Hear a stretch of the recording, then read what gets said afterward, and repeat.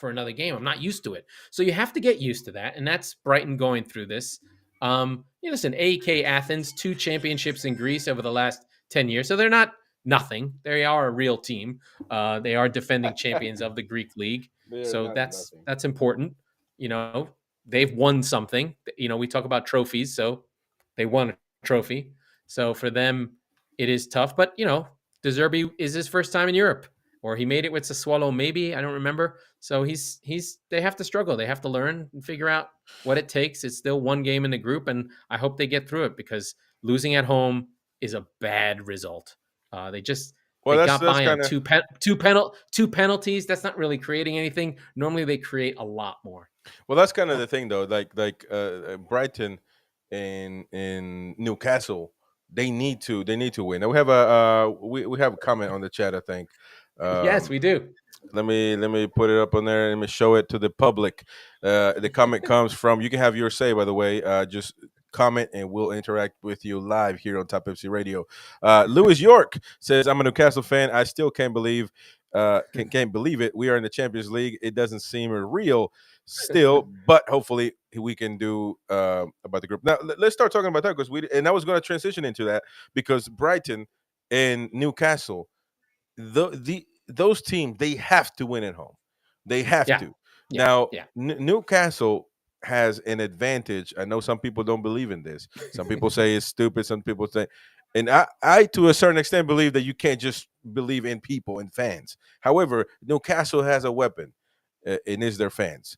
I would like to see how Mbappe does in a stadium like that. In France, most of the stadium, like just the PSG stadium, everything is so far away. Even though those fans are wild, but they have to make themselves get respected, or else. Not. What do you think about that game with AC Milan? I know you think they sucked. No, I think that they were afraid. It's a big moment. Like, Dan Burn is a guy from Newcastle. He was playing at Wigan. He's a £1.5 million transfer, built himself up. He never thought he was playing in the Champions League his whole life. Jacob Murphy is there, like, smiling when the Champions League anthem comes on. These are normal young men who have been watching this their whole lives, and maybe they haven't had even a second to go, I can't believe I was on this Newcastle team with Mike Ashley and the owner. We were going nowhere. I got luck. I know in the long term I'm not going to be on this team. And today I'm starting in the Champions League in the San Siro against AC Milan. I talk like that and I get goosebumps on my arms. I can't imagine what it feels like to be a player. Everything goes out the window. Every touch is hard. Every pass is off. They survived. They should be grateful to get a point at the San Siro in the Champions League. That is a semi-final making AC Milan team that they went against. And they got lucky because Rafael Leao is a moron. Well, he is definitely a moron. I think he should be suspended by the club. To be honest with you, I do believe so. I think something needs to happen, or FIFA should get involved. I think I'm not watching. No, FIFA should be like, this is not the image we're going to have of this game. So you need to suspend him 2 weeks at least. But I have a different way to look at it, because I've been watching every single Newcastle match since I've been a fan. Now everybody knows I became a fan of Newcastle this season. I proclaimed I'm the American Geordie. I'm the Hispanic American Geordie. Vamos, Newcastle! A lot of dashes right there, but regardless, a Geordie nonetheless. So I've been watching every game, and I had not seen the level of personality until this match, because what I saw was Newcastle saying, we suck today, but we're not going to give up, because you can suck. The other team can, in the beginning, the first 20, 30 minutes. They have 19 shots. But we're not just going to let them run over us. And I think that Newcastle was tough. Newcastle was just going in. I mean, for a moment, it seemed like they were just running. They didn't know where the ball was.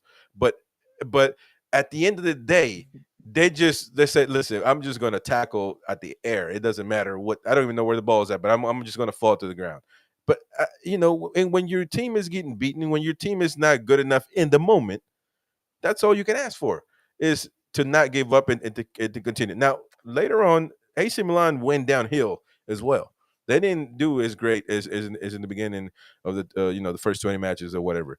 And Newcastle had the opportunity. I don't think, and that's when I will give you the reason in this. In the second half, whenever I felt like AC Milan was really depleted, I didn't see that change from the bench or from the players, but at the end of the day, the one that steers is the bench. Eddie Howe. I didn't see, hey, let's put somebody into, because he took Gordon out, put Almiron. I guess you can say, yeah, he's fresh. He's a fresh player, so he'll do more. He didn't play in the week. Yeah, I Yeah. mean, so Lewis York has been posting lots of stuff. I agree. Go ahead. Read his comments. Yeah. You could tell the players were scared in the Champions League, first time in 20 years. He's gonna go see Newcastle versus PSG at St. James's Park. I mean, wow. that is a moment that you're gonna live with forever. Kylian Mbappe is coming Wow. to St. James's Park. That is a huge. What time is it over there? He said it right there. It's 2 It's a.m. 2:05 in Newcastle. And look, hey, shout out to Lewis York, man.